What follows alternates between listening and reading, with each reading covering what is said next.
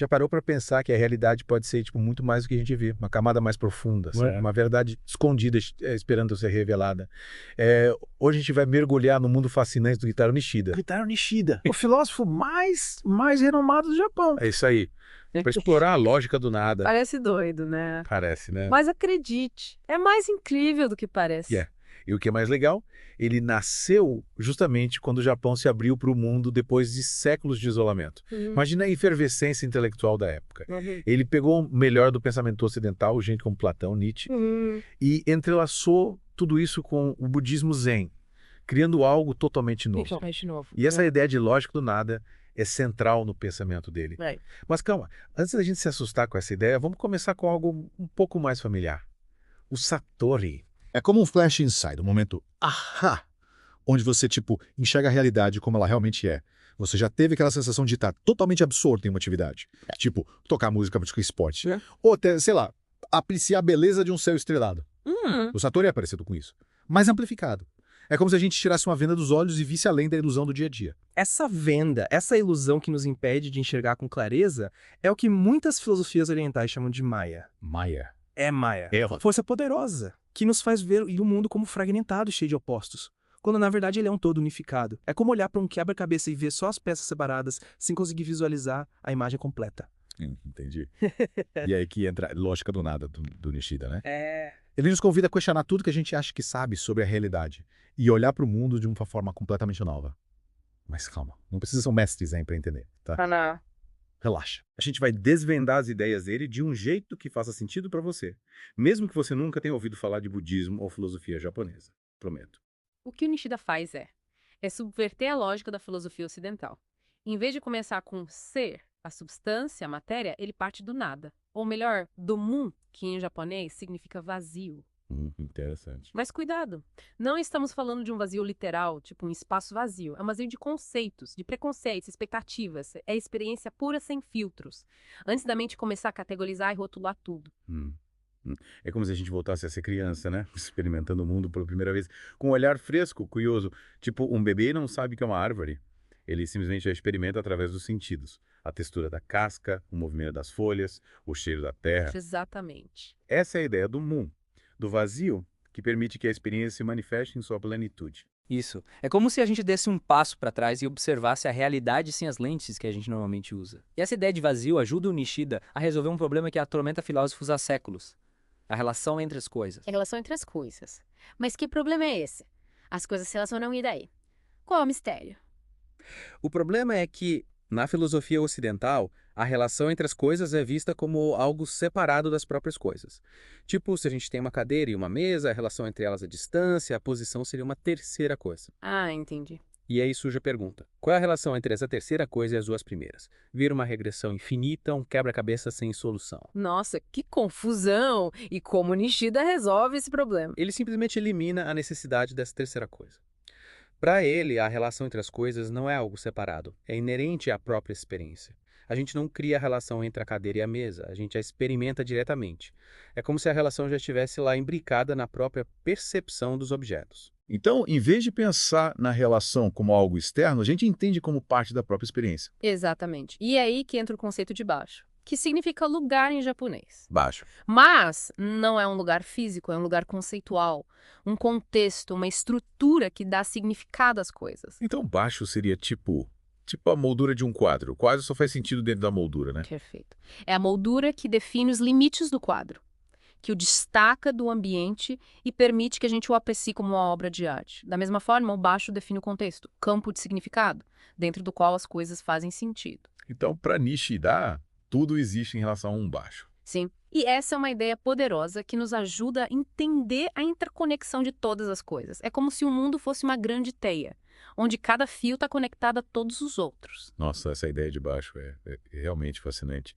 Mas como a gente aplica isso na prática? Tipo, como essa lógica do nada pode nos ajudar a viver melhor? Calma, a gente ainda não chegou lá. Mas acredite, essa jornada pelo pensamento do Nishida vai nos levar a lugares surpreendentes e nos fazer questionar tudo o que a gente pensava saber sobre a realidade, sobre nós mesmos e sobre o nosso lugar no mundo. Tô ansioso para continuar essa exploração, mas por hoje acho que já demos um bom mergulho na lógica do nada do Nishida, né? E você aí, o que achou dessa primeira parte? Ficou com alguma dúvida? Alguma ideia te chamou a atenção? Conta pra gente. Na próxima parte, a gente vai se aprofundar ainda mais no sistema do Nishida e descobrir como essa lógica do nada pode nos ajudar a viver de forma mais plena e significativa. Até lá. E aí, pessoal, prontos para continuar a nossa imersão na lógica do nada do Kitaro Nishida? Na última parte, a gente começou a desvendar esse sistema fascinante, explorando o conceito de baixo, lembra? A gente viu como Nishida meio que subverte a lógica tradicional partindo do nada para entender a relação entre as coisas. E hoje a gente vai mergulhar de cabeça na estrutura do baixo, desvendando as diferentes camadas da realidade que ele revela. Me explica uma coisa. No episódio passado a gente falou que o baixo é tipo uma moldura, né? Que dá sentido às coisas. Um contexto, um campo de significado. Mas como esse baixo funciona na prática? Como a gente pode entender essa estrutura? O Nishida divide o baixo em 3 classes principais, cada uma com suas subdivisões, que ele chama de baixos específicos. É como se fosse um mapa da realidade, com diferentes níveis de zoom, sabe? Que nos permite explorar a interconexão de todas as coisas. Um mapa da realidade. Parece interessante. Mas me explica melhor como funciona essa divisão em classes. Quais são essas classes e o que cada uma representa? A primeira classe é o baixo do julgamento. É o nível mais básico, digamos assim. Onde a gente lida com o mundo como a gente o percebe pelos sentidos. O mundo que a ciência tenta explicar. É o reino dos fatos, das observações, das leis da natureza. Então, nesse baixo, a gente encontra as coisas concretas. Tipo, árvores, pedras, água, animais. Exatamente. E a gente fez julgamentos sobre essas coisas, tipo, essa árvore alta, essa pedra pesada, a água ferve a 100 graus. É o baixo onde a lógica tradicional, aristotélica, se sente mais confortável, com suas categorias, definições, classificações. Mas o Nishida, como ele aborda esse baixo julgamento? Ele não critica a lógica aristotélica. Ele critica, mas não descarta completamente. Ele reconhece a importância do julgamento, da categorização para a nossa compreensão do mundo. Mas ele vai além, mostrando que essa lógica é só uma parte da história. Uma camada superficial da realidade. Ficou meio vai além. O que ele propõe de diferente. Lembra que a gente falou que o Nishida, tipo, inverte a lógica tradicional. Em vez de partir do objeto individual para chegar no conceito geral, ele faz o caminho inverso. Ele parte do conceito geral do baixo e, a partir daí, diferencia os objetos específicos. Então, em vez de olhar para, sei lá, várias árvores e concluir que todas elas compartilham a característica de serem árvores, ele parte da ideia de árvore e depois diferencia diferentes espécies, tamanhos, formas. Isso mesmo. É uma mudança sutil, mas que tem implicações profundas na forma como a gente entende a realidade. Para Nishida, o baixo não é uma abstração mental que a gente cria a partir da observação de vários objetos.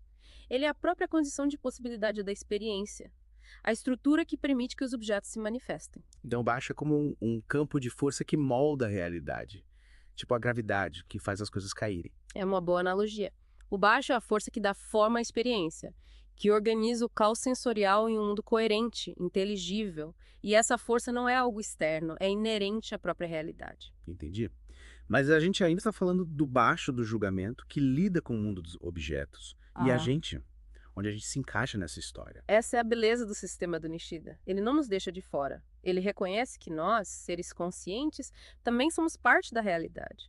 E que a nossa experiência subjetiva é tão importante quanto a experiência objetiva do mundo. Então a gente não é só, tipo, observadores passivos da realidade. A gente também participa ativamente da construção do mundo. Exatamente. E é aí que a gente entra na segunda classe de baixo. O baixo da autoconsciência. É um nível onde a gente reconhece a nossa própria subjetividade, a nossa capacidade de pensar, sentir e agir no mundo. Nesse baixo, a gente deixa de ser só um objeto entre outros objetos e se torna sujeito a agente da nossa própria história. Perfeitamente. É o baixo onde a gente se reconhece como indivíduos únicos, com uma história, uma perspectiva, uma voz própria. É o baixo onde a gente se pergunta: quem sou eu?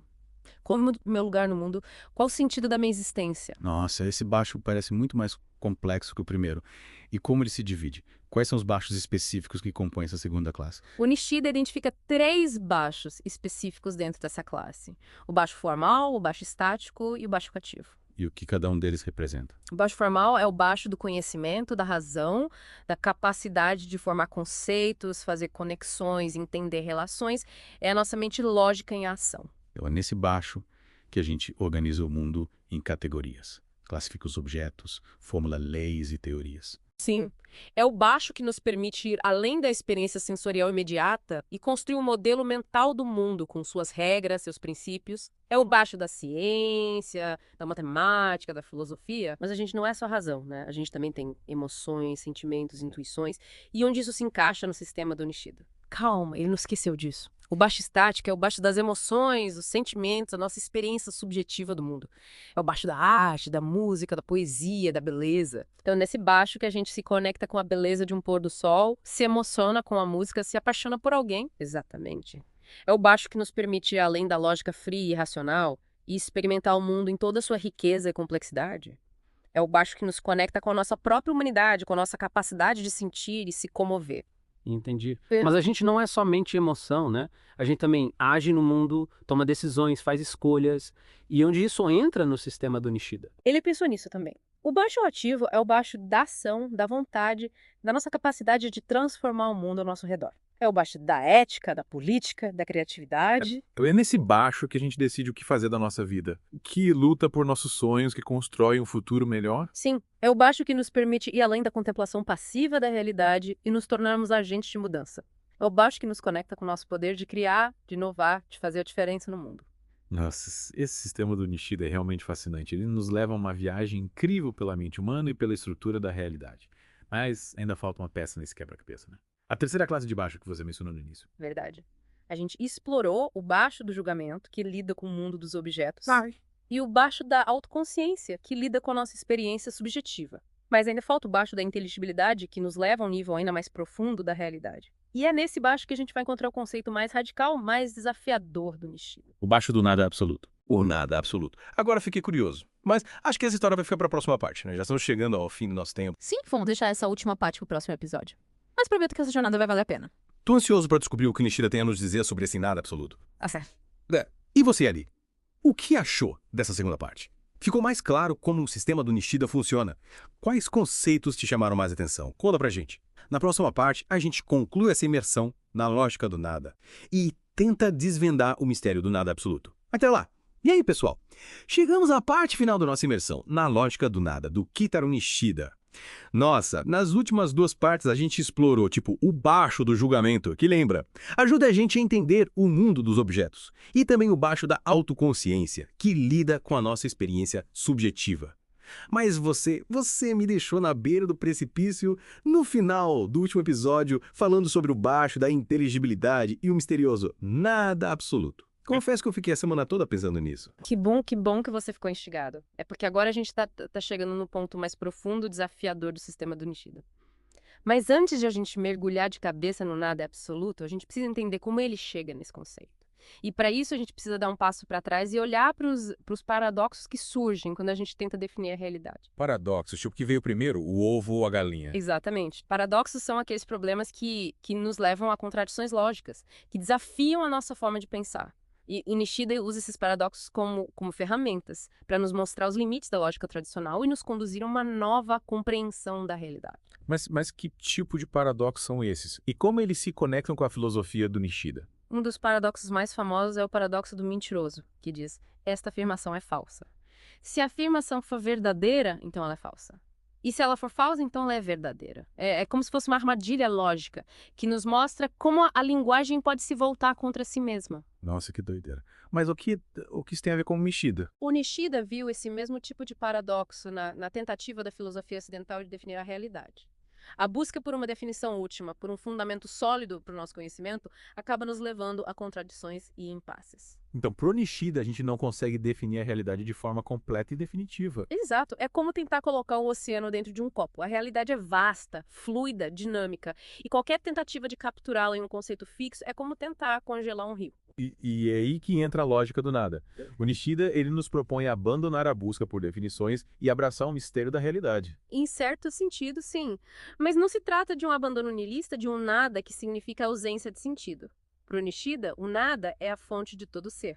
O vazio fértil de onde tudo emerge. Então o nada do Nishida não é um vazio negativo, mas um vazio criativo. Perfeito. É como o útero materno, que acolhe e nutre a vida em seu estado potencial antes de se manifestar em formas concretas. Entendi. E como esse nada se conecta com o baixo da inteligibilidade e o nada absoluto? O baixo da inteligibilidade é o nível mais elevado do sistema do Nishida. É o baixo dos valores da verdade, da beleza, do bem. É o baixo que nos conecta com o sentido último da existência. O nada absoluto seria o baixo final. A fonte de todos os valores, a raiz da nossa busca por sentido. Exatamente. O nada absoluto é a realização plena do nada como princípio criativo. É a unidade primordial que transcende todas as dualidades, todas as oposições, todas as categorias. É o ponto zero de onde tudo emerge e para onde tudo retorna. Mas como a gente pode entender esse nada absoluto? É algo que a gente pode definir, conceituar, experimentar. Essa é a grande questão. O nada absoluto é, por definição, algo que escapa à nossa compreensão. É o que Nishida chama de o incognoscível. Mas mesmo sendo incognoscível, ele exerce uma influência poderosa sobre a nossa vida. Então a gente nunca vai conseguir entender completamente o nada absoluto. Com a nossa mente racional, não. Mas a gente pode intuir a presença dele, senti-la em momentos de, sei lá, profunda conexão com a natureza, com a arte, com o amor. São aqueles momentos em que as palavras se esvaziam e a gente se sente em contato com algo maior do que nós mesmos. É como se a gente, tipo, tocasse o infinito por um instante. Exatamente. São momentos de graça, de revelação, que nos mostram que a realidade é muito mais do que a gente consegue conceber. Mas se o nada absoluto é incognoscível, qual é a utilidade de pensar sobre ele? A utilidade está justamente em reconhecer os limites da nossa mente e nos abrir para o mistério da existência. Ao invés de tentar controlar e dominar a realidade, a gente aprende a acolhê-la em sua totalidade, com seus paradoxos, suas contradições, sua beleza insondável. Como se a gente trocasse a arrogância da certeza pela humildade da dúvida. Perfeito. A lógica do nada nos convida a uma postura de abertura, de curiosidade, de reverência diante do mistério da vida. E é nesse espaço de abertura que a verdadeira sabedoria pode florescer. Nossa, essa jornada pelo pensamento do Nishida foi realmente transformadora. A gente começou com a ideia de baixo, explorou as diferentes camadas da realidade e chegamos ao conceito radical do nada absoluto. E o mais incrível é que essa lógica do nada não nos leva a um beco sem saída, mas a um novo começo, a uma nova forma de ver o mundo e o nosso lugar nele. A filosofia do Nishida é um convite a uma vida mais consciente, mais compassiva, mais conectada com a totalidade da existência. É um convite a abraçar o mistério da vida e encontrar beleza no nada que nos une a tudo e a todos. E é isso, pessoal. Chegamos ao final da nossa imersão na lógica do nada do Kitaro Nishida. Espero que essa jornada tenha sido tão inspiradora para você quanto foi para mim. E que a gente possa levar essa nova perspectiva para as nossas vidas, cultivando a sabedoria do nada e a beleza da interconexão. Até a próxima.